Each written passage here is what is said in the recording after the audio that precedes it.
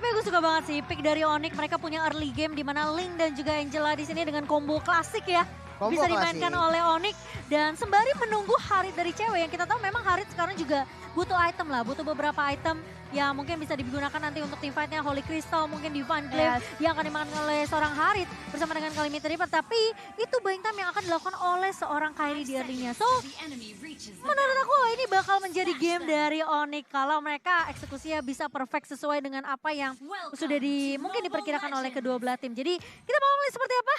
Ini dia tim Indonesia kita Onyx Esports melawan tim Vietnam MDH. Ya, saatnya Indonesia. Akan kita saksikan bersama-sama, kita kawal bersama-sama juga di mana kedua tim pastinya akan langsung mengambil posisinya masing-masing. Kairi ngebawa Linknya, hero yang kita tahu sendiri udah handal banget ya kalau misalnya ada di tangan seorang Kairi. Tapi hati-hati, MDH juga membawa beberapa hero comfort mereka. Seperti misalnya Valentina untuk seorang Need My Help yang selalu menjadi prioritas. Yes, benar banget. Tapi kali ini dari area mid-nya Suns dengan Eve-nya akan coba untuk ngejaga sedikit positioning, gak akan terlalu bermain agresif. Sembari menunggu Samohate yang bakal coba untuk melakukan rotasi juga. Membiarkan Link-nya dari seorang Kairi dapetin level 4 terlebih dahulu baru bisa bermain lebih agresif mungkin ke area nanti gold lane-nya dari seorang JHH. Ya. Dari MDH mereka kayak bakal agak sedikit nahan dulu nih.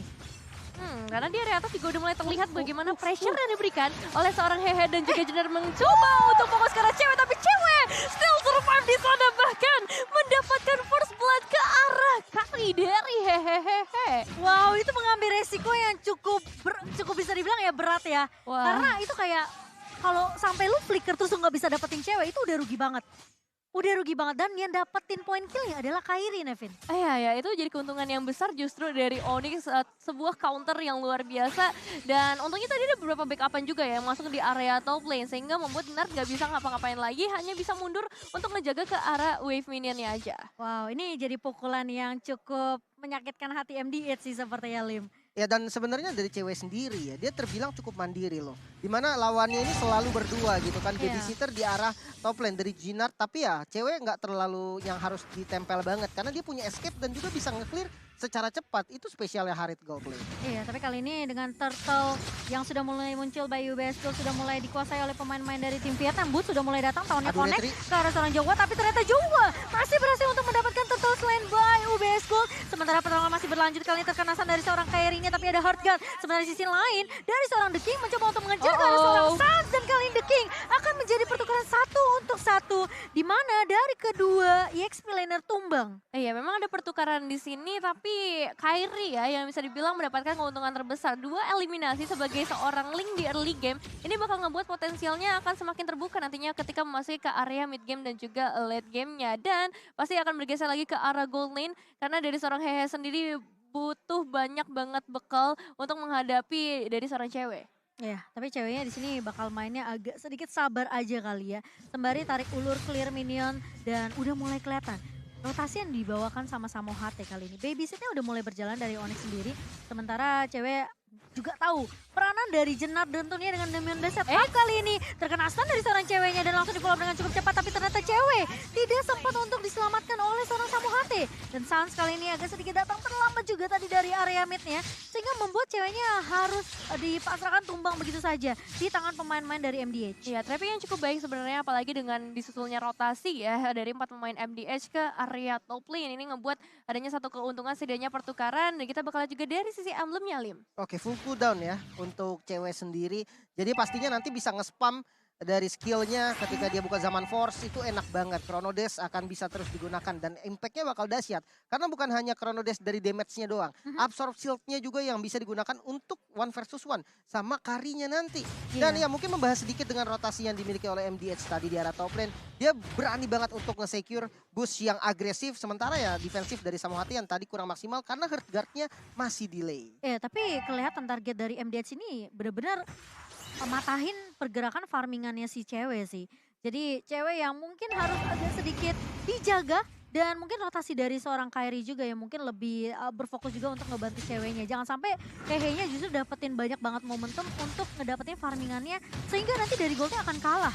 Tapi kali ini Boot mencoba untuk nahan terlebih dahulu dan bahkan Electro Final Blow udah di pop up bersama dengan Breakfast Fighter dari seorang The King. Kali ini ada satu buah remote manipulation dari Need My Help yang ngebuat pemain-pemain dari Onyx berhasil untuk dimakan, tapi satu buah TP Soft Blade bersama dengan Day Hard Gun dari Kairi mencoba untuk menumbangkan pemain-pemain dari MDS, tapi setidaknya Kairi tidak akan terpick off dengan cukup mudah dan pertukaran 1-1 masih bisa didapatkan oleh Onyx Esports. Iya, XP laner ditukar dengan mid laner. Sebenarnya masih menjadi keuntungan untuk temen Oni, tapi masalahnya kali ini juga berhasil mendapatkan turtle-nya. Turtle Stain by UBS Gold menjadi keuntungan juga buat mereka. Perbedaannya memang belum terlalu jauh ya, belum terlalu terlihat untuk early game kali ini. Masih sama-sama imbang dari segi gold, dari segi objektif. Cuman yang terlihat jelas emang dari tadi ceweknya kena pressure terus ya. Iya, dan yang pastinya teman-teman juga bisa dapetin skin gratis setiap pembelian UBS Gold Bar XM4 World Championship secara eksklusif hanya di websitenya ubslifestyle.com atau di e-commerce-nya UBS Lifestyle.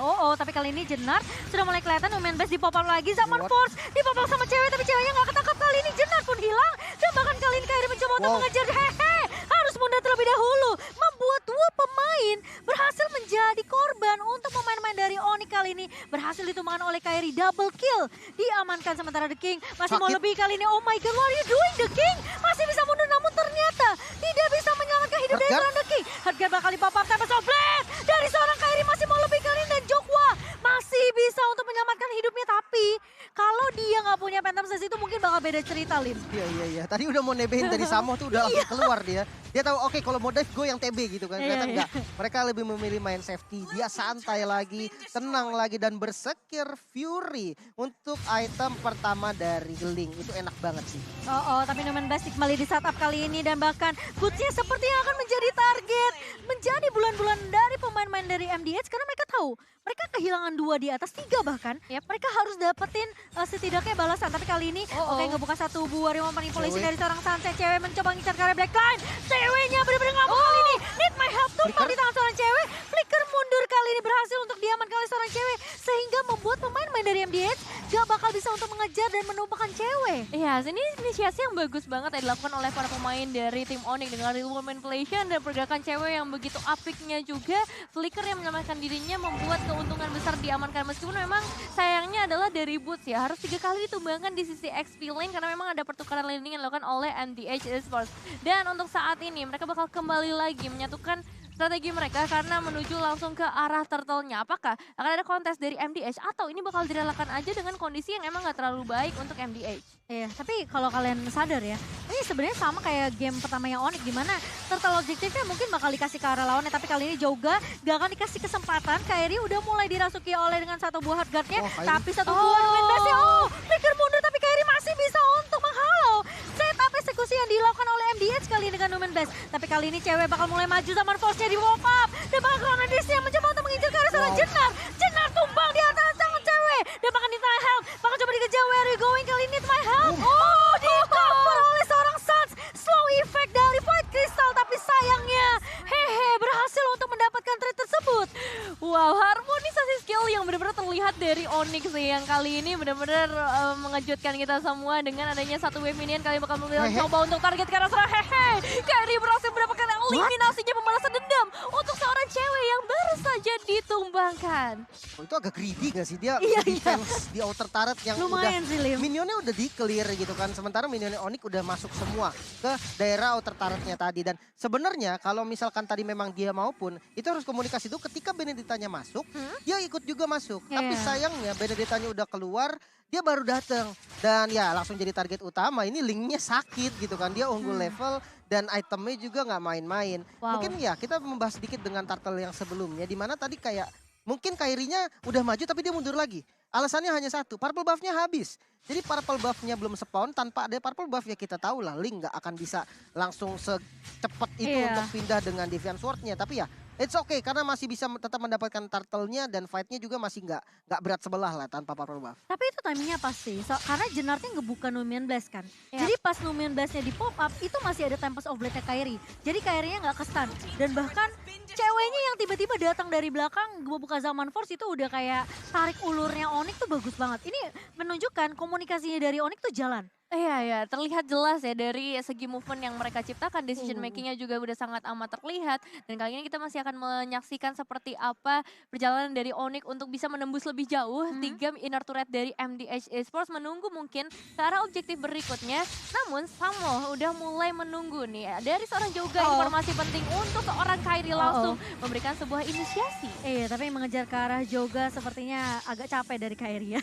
Jadi Susah bakal ya. iya bakal bermain lebih di sini objektif aja sih karena mereka mau dapetin turret di area atas juga sembari Lordnya udah mulai dipok sama cewek. Melihat pengen cari tahu keberadaan dari pemain-pemain DMDH apakah mereka bakal melakukan setup di teamfight Lord. Tapi ternyata setelah melihat Lordnya tidak mengincar ke bus manapun sepertinya bakal ditarik ulur terlebih dahulu. Sembari Kairi kali ini bakal langsung menjawab keraguan dari pemain-pemain MDH yang dimana mereka juga ragu nih sebenarnya untuk melakukan kontes karena Jenard ini semua tergantung dari Jenard gimana eksekusinya, tapi Boots kembali menahan posisi dari Jenard dan tentunya Lord Slain by UBS yang berhasil untuk diamankan oleh Onyx ini ngebuka peluang buat Onyx biar MDH nggak bisa untuk melakukan counter setup. Iya, dan emang terlihat setup dari Onyx tuh nggak mau ngasih sama sekali untuk MDH ya. Begitu juga untuk MDH yang nggak bakal terlalu komit. Mereka tahu mereka dalam kondisi yang kurang optimal. Yes. Kalau misalnya ingin memaksakan ke arah teamfight, memang mereka punya Jenard sebagai salah satu roamer yang bisa menciptakan momentum. Tapi dengan perbedaan damage yang pastinya cukup besar, itu kayak masih belum bisa dilakukan hingga sekarang. Iya, tapi kali ini formasi 4-1 udah mulai dibawakan oleh MDH sendiri. Tapi konsil dibuka begitu saja, Sans yang bakal coba untuk flicker mundur namun ternyata nggak bisa diselamatkan dengan hardguard-nya. Satu buah remote manipulation dibuka oleh Surround It My Health, tapi cewek mencoba untuk bertahan dengan satu buah Zamar Force, tapi ternyata tertangkap dengan satu buah Numen Blast dari seorang Jenard. Dua pemain dari Onyx hilang begitu saja, sehingga membuat ini Lordnya sepertinya harus direlakan oleh Onyx. Tapi Samohate mau mencoba untuk berjuang di area atasnya kali ini dari Jenard mencoba untuk menangkap, tapi ternyata Samohate masih bisa survive dengan flickernya. Iya, ada sedikit covering juga yang pastinya dilakukan oleh seorang Bus. Cuma sayangnya ya, dua pemain harus hilang di area tengah. Sakit Kairi banget mencoba nggak untuk melakukan solo kill kali ini menuju ke sana The King. Dan berhasil hilang. Mendapatkan juga ke arah inner turretnya. Wow, Kairi.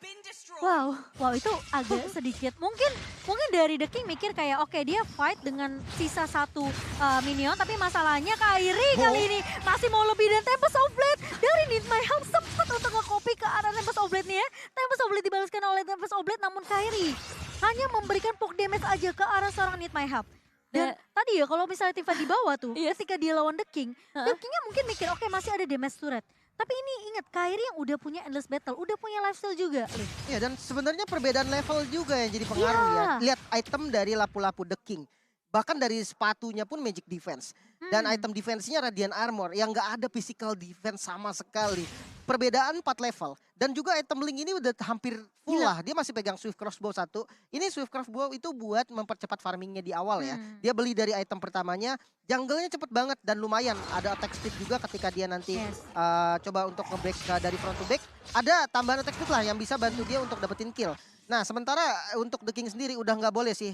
1 lawan 1 sama Link. Itu harus kabur. Kenapa? Karena kalau di fight ya udah kejadiannya sama kayak tadi. Damage-nya nggak akan ketahan. Iya betul. Kalau dia 1v1 sama Boots mungkin akan ya mungkin masih sama-sama kerat ya. Kalau sama Boots paling clear doang sih. Aduh clear. Iya, tapi ini lawannya Kairi level 11 tadi dari The King lawan level 15-nya Kairi. Tentunya agak sedikit ya kita mau coba mempertanyakan ya kenapa dia masih coba tim, tapi kali ini dari Kairi mencoba untuk masuk menangkap ke arah 3 pemain, tapi lihat Sans! Bukan ada udah 50 dan bahkan tapi Sobletnya connect. The King mencoba untuk menahan Braver Fighter dan dia harus flicker mundur. Sementara juga mencoba untuk mengcover pemain-pemain dari MDS, namun 2 pemain sudah tumbang terlebih dahulu di tangan seorang Kairi.